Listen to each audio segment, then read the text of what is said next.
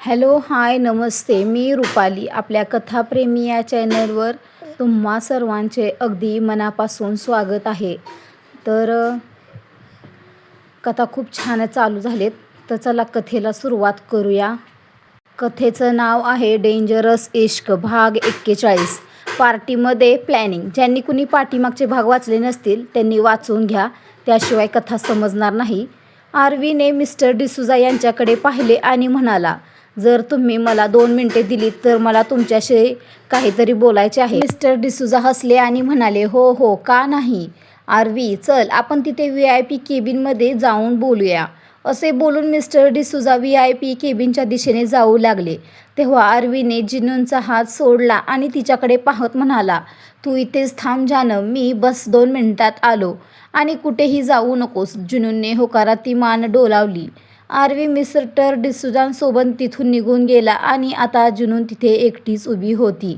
तिने पुन्हा एकदा आपली नजर सभोवताली फिरवली. ती मनातल्या मनात बस याच आशेवर होती की आरवी लवकर परत यावा आणि ते दोघेही इथून निघून जावेत. तिला या पार्टीचे वातावरण अजिबात आवडत नव्हते. तेवढ्यात तिने एका वेटरच्या ट्रेमधून ज्यूसचा ग्लास घेतला आणि हळूहळू ज्यूस पिऊ लागली. तितक्यात मागून एका व्यक्तीचा आवाज जिनूनच्या कानावर पडला. अरे वा, सो ब्युटिफुल. तो आवाज ऐकताच जिनूनच्या हातातून तो ज्यूसचा ग्लास निसटला आणि खाली पडला. खाली पडताच त्या ग्लासचे तुकडे तुकडे झाले. जिनूनच्या चेहऱ्याचा रंग पूर्णपणे उडाला होता. ती भीतीने थरथर कापत होती, कारण हा तोच आवाज होता जो ती तिच्या आयुष्यात कधीही विसरू शकत नव्हती. हा तोच माणूस होता ज्याने हॉस्पिटलमध्ये येऊन तिला धमकावले होते आणि हा तोच शख्स होता जो तिच्या गुन्हेगारांपैकी एक होता. ती भीतीने हळूहळू मागे सरकली आणि जशी तिची नजर समोर उभ्या असलेल्या त्या व्यक्तीवर पडली, तिचे डोळे आश्चर्य आणि भीतीने विस्फारले गेले. तिच्यासमोर दुसरी कोणीही नसून स्वतः क्षितिज मेहरा उभा होता. ती व्यक्ती जी क्षितिज तिच्या चेहऱ्यावरील हावभाव पाहून कुत्सितपणे हसला आणि तिच्या अगदी जवळ येत म्हणाला, काय झालं, मला पाहून इतकी घाबरलीस? मला वाटलं होतं की तू आरवीच्या कुशीत बसून खूप मोठी शेरनी झाली असशील, पण तू तर अजूनही तीच भिगी बिल्ली आहेस. हे बोलताना तो मोठ्याने हसत होता. जिनून भीतीच्या मारे 2 पावले मागे सरकली. तसा क्षितिज पुन्हा तिच्या जवळ येत म्हणाला, माझ्यापासून दूर जाण्याचा प्रयत्न करू नकोस जिनून, नाहीतर याचे परिणाम खूप वाईट होतील. तुला माहीत आहे ना मी काय करू शकतो? हॉस्पिटलमध्ये मी तुला जे सांगितलं होतं, कदाचित तू ते विसरलीयस. तर स्वतःची, तुझ्या या मिस्टर गँगस्टरची सुरक्षा सलामत इच्छित असशील तर गुपचूप माझ्यासोबत बाहेर चल. त्याची ही धमकी ऐकताच जिनूनचे पूर्ण शरीर थरथरू लागले. ती काहीच बोलू शकत नव्हती. तिच्या तोंडातून एक शब्दही फुटत नव्हता. तिच्या डोळ्यातून अश्रू वाहणारच होते. तितक्यात क्षितिजने अतिशय निर्दयीपणे तिचा हात पकडला आणि तिला ओढत रिसॉर्टच्या मागच्या बाजूला घेऊन जाऊ लागला. जिनून काहीही न बोलता शांतपणे त्याच्यासोबत जातच होती, कारण यावेळी तिच्या डोक्यात फक्त आणि फक्त आरवीची सुरक्षा चालत होती. तिला आरवीला कोणत्याही धोक्यात टाकायचे नव्हते. क्षितिज तिला घेऊन रिसॉर्टच्या अशा मागच्या भागात आला जिथे खूप जास्त अंधार होता आणि दूरदूरपर्यंत कोणीही नव्हते. क्षितिजने एका झटक्यात जिनूनचा हात सोडला, ज्यामुळे जिनून थेट भिंतीला जाऊन आदळली. क्षितिज रागाने तिच्या दिशेने पुढे वाढला आणि तिचा गळा आपल्या हाताने आवळतच म्हणाला, तुझी हिंमत कशी झाली आरवीला सगळं काही सांगण्याची? तू आरवीला सांगितलंस ना की हॉस्पिटलमध्ये तुला कोणीतरी भेटायला आलं होतं? डॉक्टरांनी सांगितले की टेन्शन घेण्याची काहीच गरज नाही आहे. मी माझ्या माणसांना वॉशरूमच्या बाहेर उभे केले आहे आणि एक लेडीज स्टाफसुद्धा आतल्या बाजूला आहे. जर काहीही झाले तर तुला लगेच समजेल.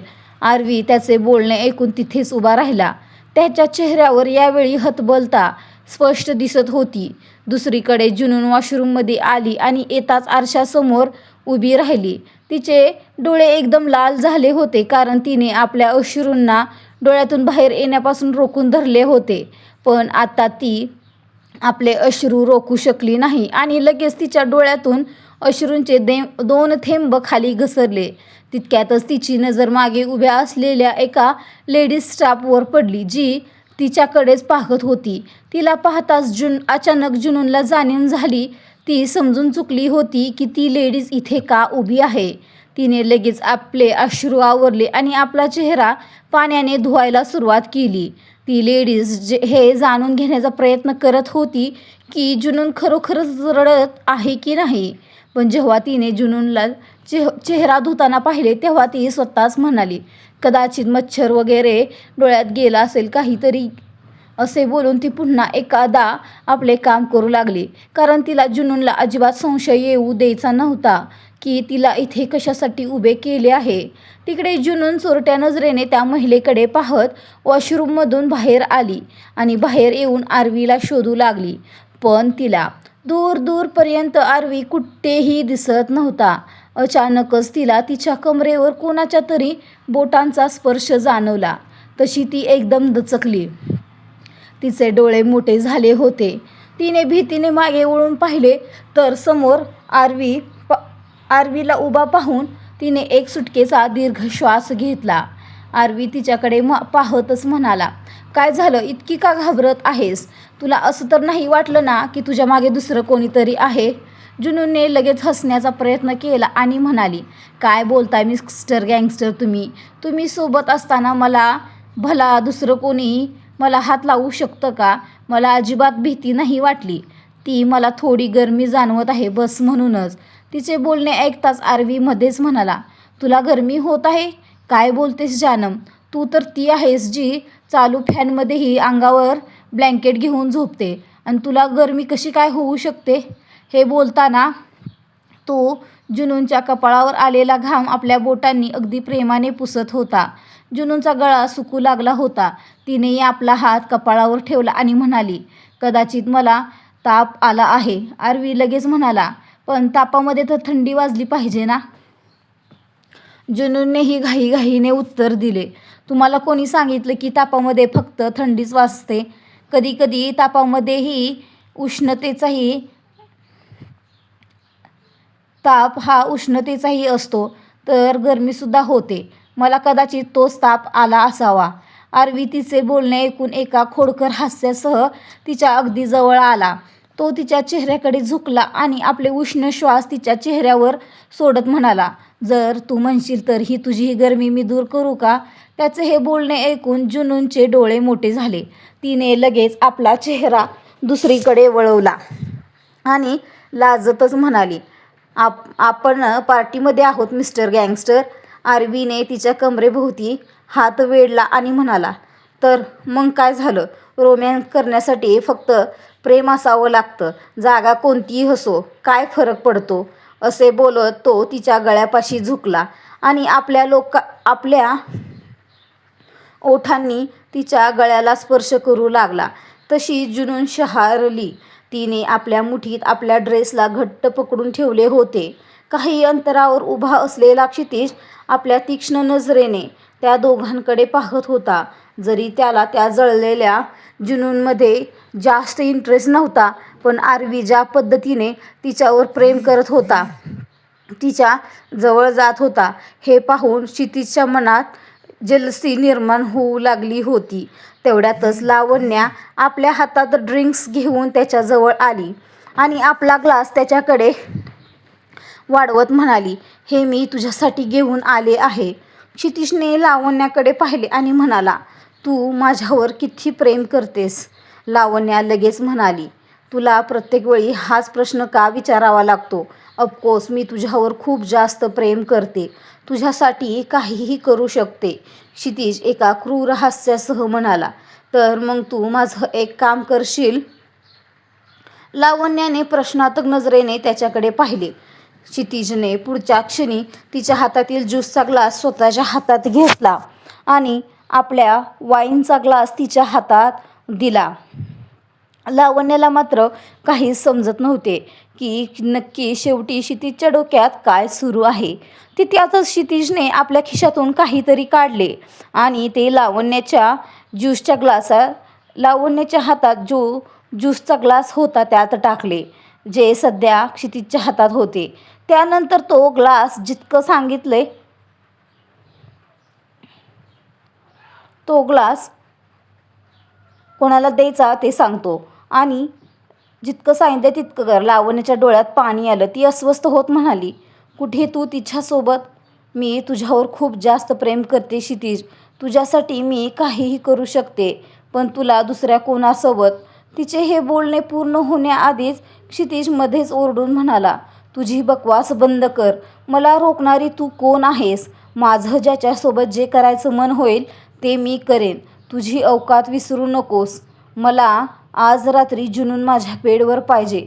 कशी हे मला माहीत नाही. आणि जर तू असं केलं नाहीस तर मला पुन्हा कधीही तुझं तोंड दाखवू नकोस. हे बोलून क्षितिजने लावण्याच्या हातातील तो वाईनचा ग्लास हिसकावून घेतला आणि तो तिथून निघून गेला. लावण्य आपल्या हातातील रिकाम्या ग्लासाकडे पाहतच राहिली.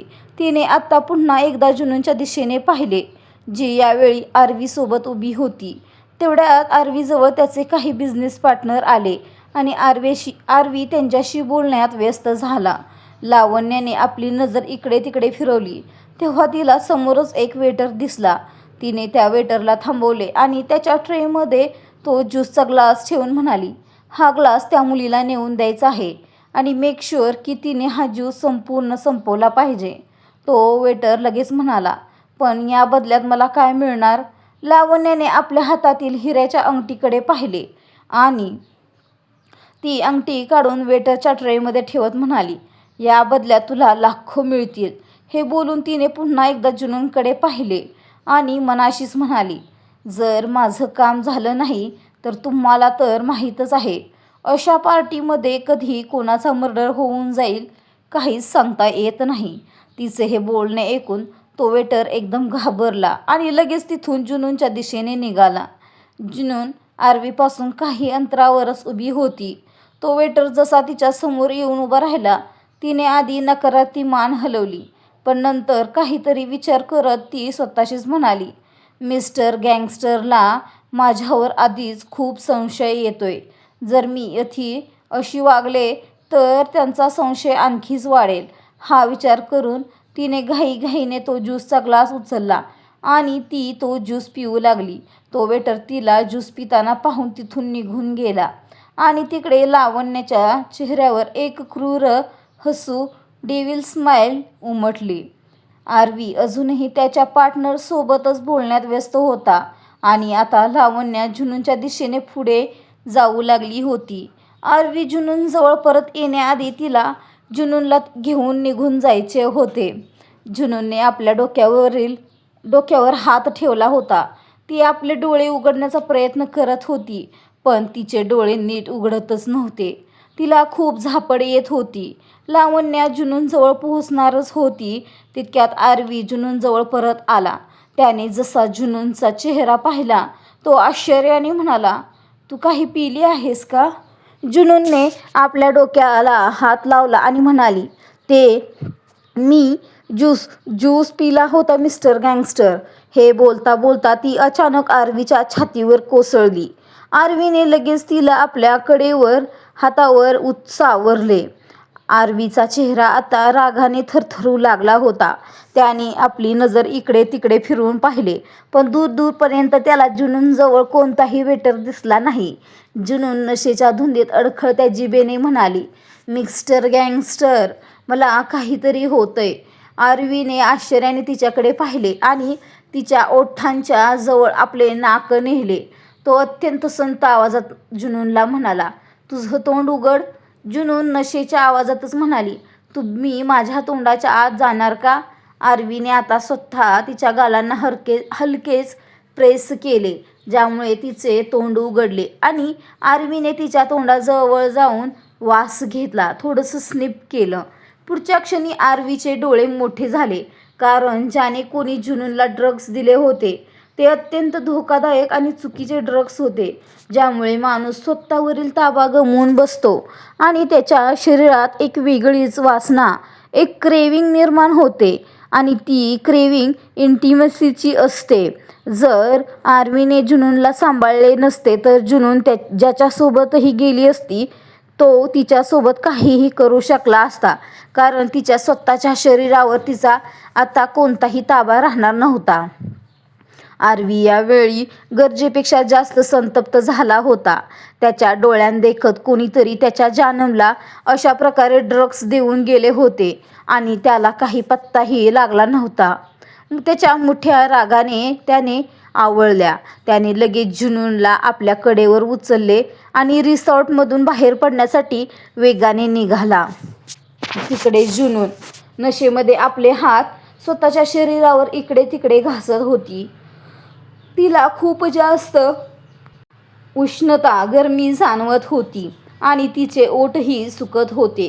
तिची नजर सतत आरवीच्या ओठांवर खिळली होती, ज्यांना किस करण्यासाठी ती जणू वेडी झाली होती.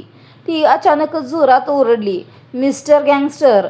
तिचे ओरडणे ऐकून आरवीने नवल वाटून तिच्याकडे पाहिले. जुनून रागाने लाल होऊन म्हणाली, सोडा मला.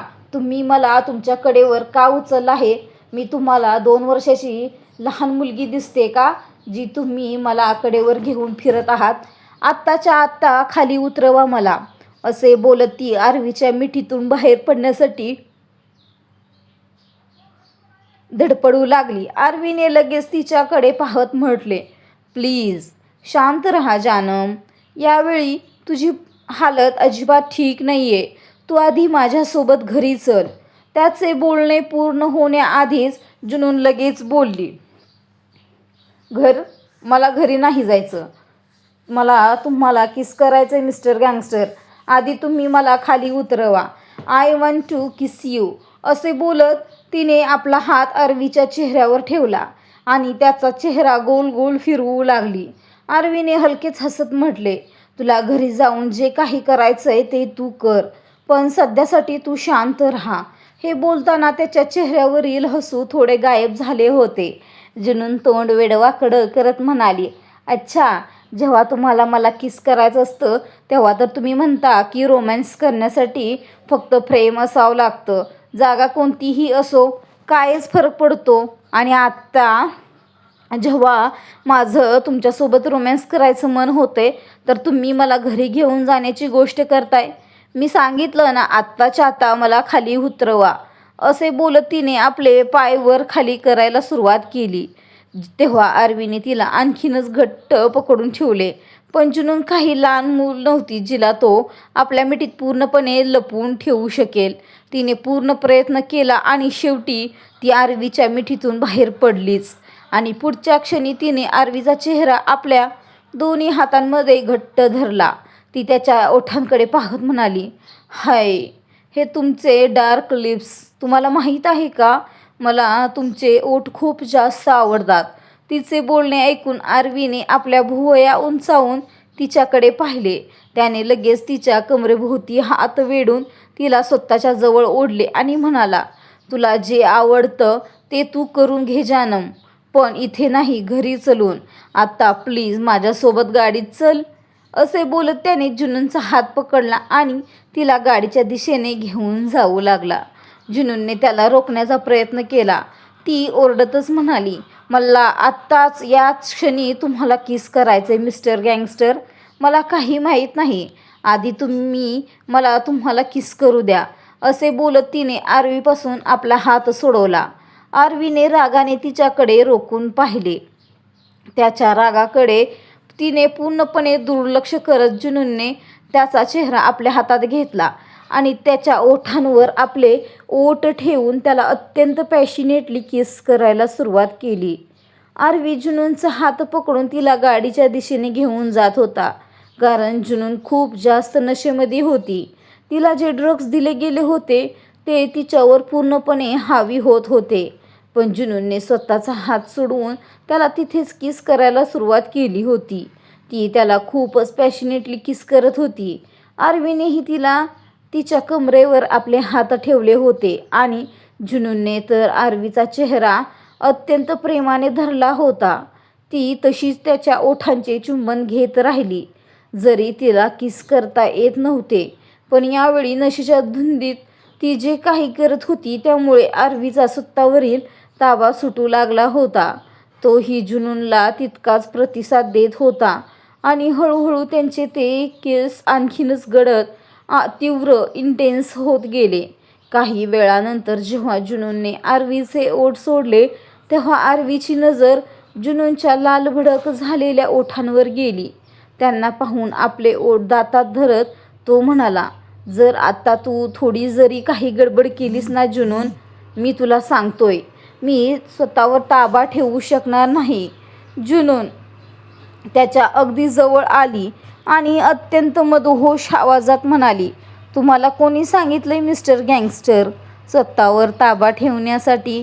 गमावून टाका तुमचा ताबा आणि होऊन जा माझे. मला तुमची बनवून घ्या.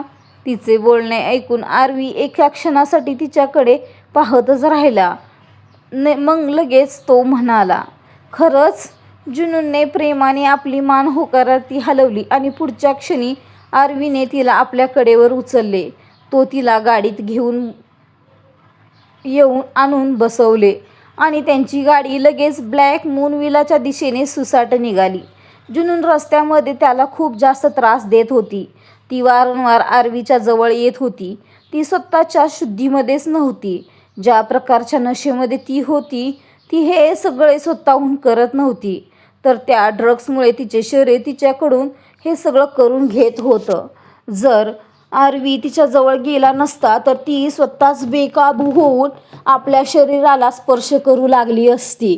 हे सर्व पाहून आरवीने तिचे हात बांधून ठेवले होते आणि सीट बेल्टही लावून दिला होता, जेणेकरून गाडी चालवताना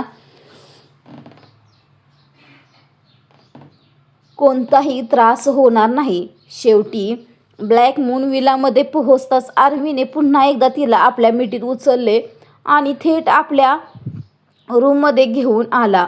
जुनून रागाने त्याच्याकडे पाहत होती आणि पुन्हा पुन्हा त्याला किस करण्याचा प्रयत्न करत होती.